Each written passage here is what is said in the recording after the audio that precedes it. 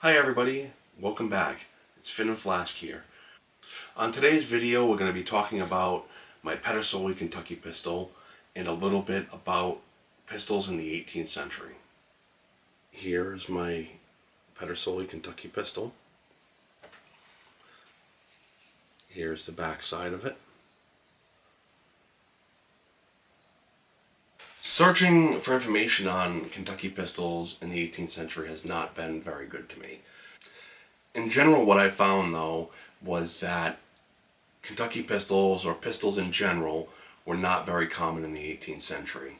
Basically what they were for people who could afford them, and they were kind of status symbols and they were very ornate. But pistols were common in the 18th century, but generally speaking for the military. A lot of cavalry and stuff like that had pistols because they were convenient. Pedersoli is known as basically the best production company for buying flintlocks or other black powder firearms. They do have their problems and stuff like that. They're not exactly perfect, but generally speaking they are on the higher end of the reliability spectrum. Here is a nice up-close look of this Pedersoli pistol. In the summer of 2021, I decided I wanted to get into flintlock shooting, and this was the first flintlock I purchased. Now I will go through some of the accessories needed for firing this pistol. As with all flintlocks, it is best to fire real black powder, and here are a few flasks and horns that I use for it. It's also nice to have a priming flask. This one I made. This pistol is a .45 caliber and it shoots well with .440 round balls. Here I have some patching that's .015 thick. You have to lube the patch, and my lube of choice is mink oil. To ease loading, I picked up a pistol short starter and loading rod. It also doubles as a cleaning jag. Another useful device is a loading stand. I made this one. After showing you a little bit about this pistol, it's time to go back in time and I'll show you me firing my first shots from this pistol. So I got this Kentucky pistol made by Pedersoli, and it's my first time ever shooting it. So before I shoot it, I'm actually gonna try to flash the pan so that if there's any oil in there, it'll clear out. So I got this. I'll drop a little 4F in the pan. It's 4F GoX. I'm going to flash it. Now let's see how it goes when I actually load it. Alright, so I'm going to start loading this. I have 3F GoX. I'm doing 30 grains to start. I let it chill out for a little bit after I flash the pan. So there should be no embers, but still point it away from your face. And now I'm shooting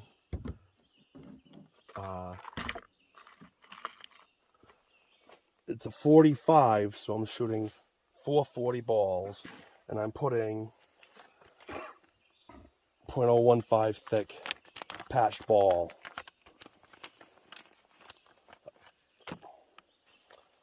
So I'm gonna start. Ooh, that's moved up. So I start it like that, and then I'm gonna push it all the way down.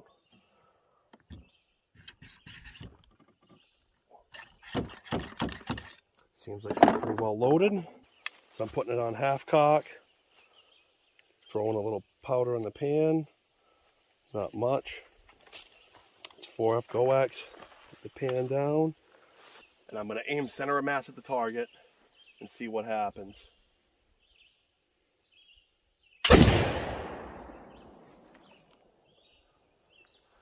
No idea where I hit. Oh, low. I hit low.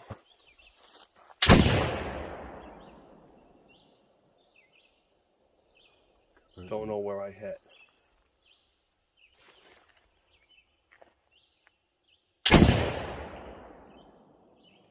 Out of all 3 rounds, I only see 1 hit.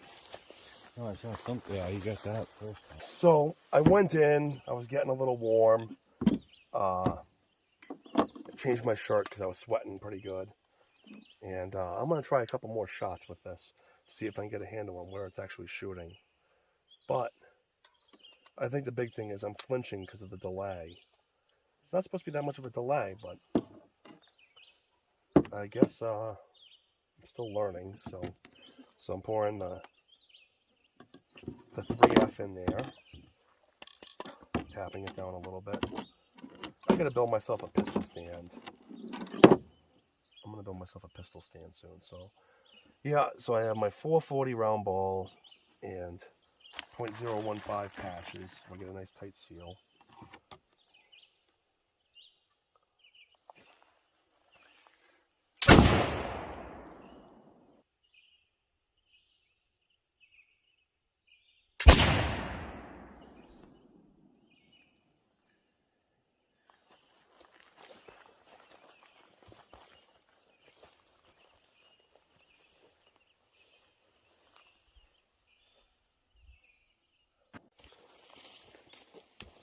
I'm going to hold it two-handed, try to brace for the delay.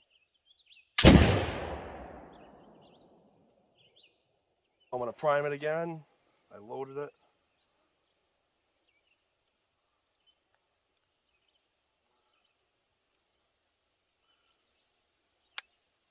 Let's see how it goes. Full cock. You know what? I'm going to do this.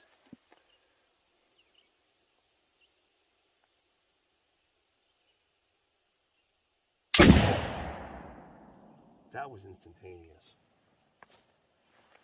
I'm going to try one more. I'm going to go single-handed this time. I'm going to aim for the very bottom. You know what? I think it's... Wait for the... I have no idea where this thing's hitting. So it looks like I hit it twice. That's it, and very low. I don't know, I'm going to have to clean that thing and give it another go. I might shoot it from a bench to get a better idea. But it's just for me to get used to the idea of shooting a flintlock. But I think it's pretty exciting shooting a flintlock because it's just foreign to me. But I plan on getting much more into it. As a company, Pedersoli is known to be one of the more reliable of the main manufacturers of production guns. You can get much better quality guns if you go to custom builders and stuff like that, but they do also have many flaws, and historical accuracy is one of the main flaws of Pedersoli's because they're all made to be mass-produced, not necessarily to exacting standards. So I'm going to go over some of the things that are wrong with this pistol. Here is the pistol disassembled. The first thing you'll notice is that the finish isn't quite right. It is a modern polyurethane finish. The next thing you'll notice about this pistol is it's blued, which is not necessarily correct, and it's held in by a screw on the underside of the barrel. Pins like this would be most accurate, but you could also get away with wedges, like my antique Belgian double. As with all Italian reproductions, the screws are soft and you need an appropriate screwdriver. The lock is of reasonable quality, although I have heard people complain about them before in the past. Here is a clip of this pistol firing in slow motion to show you that it does go off. To make this gun a good shooter, I'm going to have to take you into the field and show you the modification I made to the sights. Out of the box, it has a high front sight and it shoots very low. It's been a while since I've been out here with my Pedersoli Kentucky Pistol. I've been wanting to try to shoot it from a rest for a while. I know it shoots very low, so the first thing I'm going to do is I'm going to take 10 licks off that front sight with a file, so I can try to bring it up, and then I'll see where it impacts. I'm going to set this to 30 grains. I'll do 30 grains. 3F go X.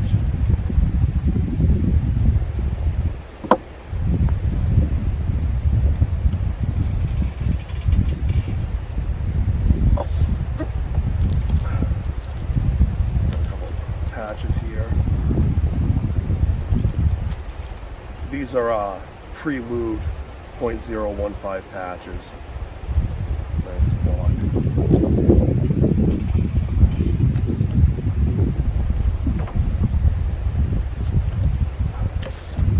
90 round balls. Just throw them right around, huh?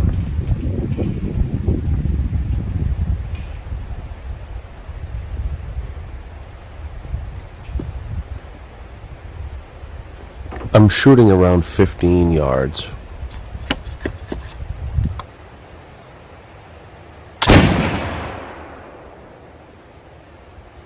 Whew.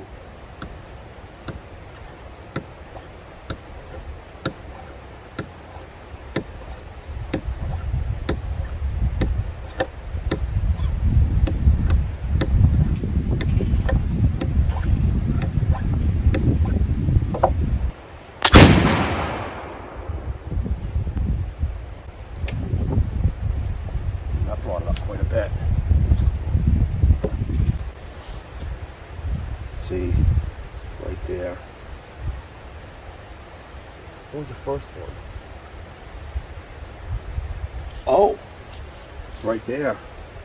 I thought I was way lower. I saw this and thought that was it.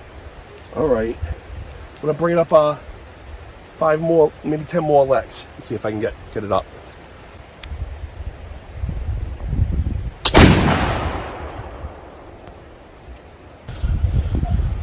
See, I went from right here to right here. I was aiming right dead center of mass. I'm going to take a few more licks off.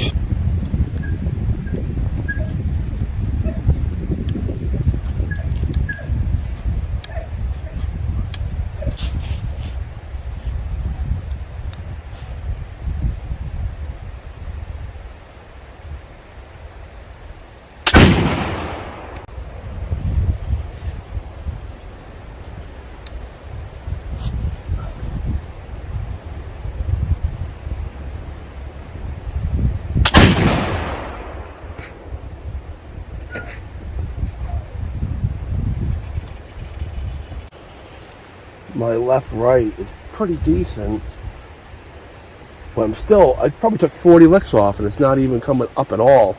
I moved it out to about 25 yards.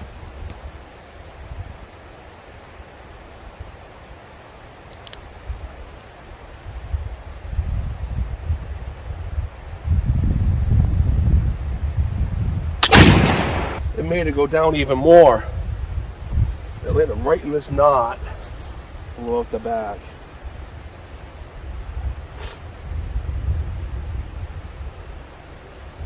I'm going to bring it closer again. I took another 40 licks off.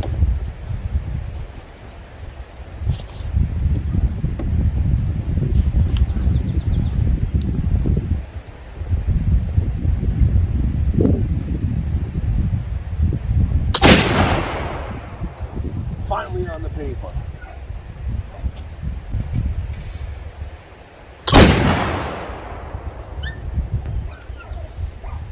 Still hitting on the low side.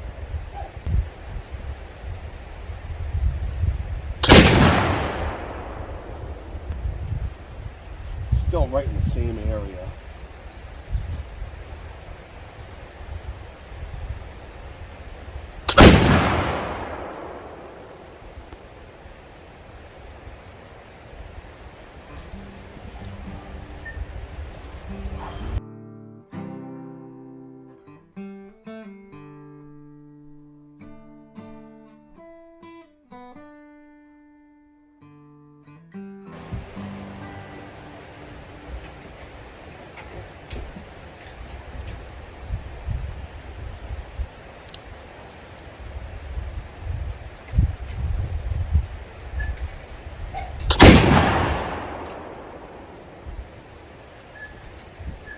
I think that's about as far as I'm going to go with this. It's still hitting low, but I think it's all right. I'm going to be able to at least shoot it and be in the ballpark. Overall, this pistol was very fun to shoot, and I'm not disappointed in it. But it would be nice to have something that's a little more historically accurate, and that's probably on deck for me someday. I will be picking up one that's more historically accurate. But as it stands right now, it's still really fun to shoot. If you appreciate my content, I would really appreciate it if you subscribe to my channel and like my videos. It would really help me. And I also have a second channel going that is for fly fishing. If you enjoy fishing and seeing some of the wild areas around, generally speaking, on my fly fishing channel, I'll do stuff in Maine, fly fishing for brook trout, salmon, smallmouth bass, and I also fish saltwater here in Massachusetts, where I'm actually from. So if you appreciate that kind of stuff, check out that channel. I would really appreciate it if you subscribe there too. Thank you very much for watching and have a wonderful day.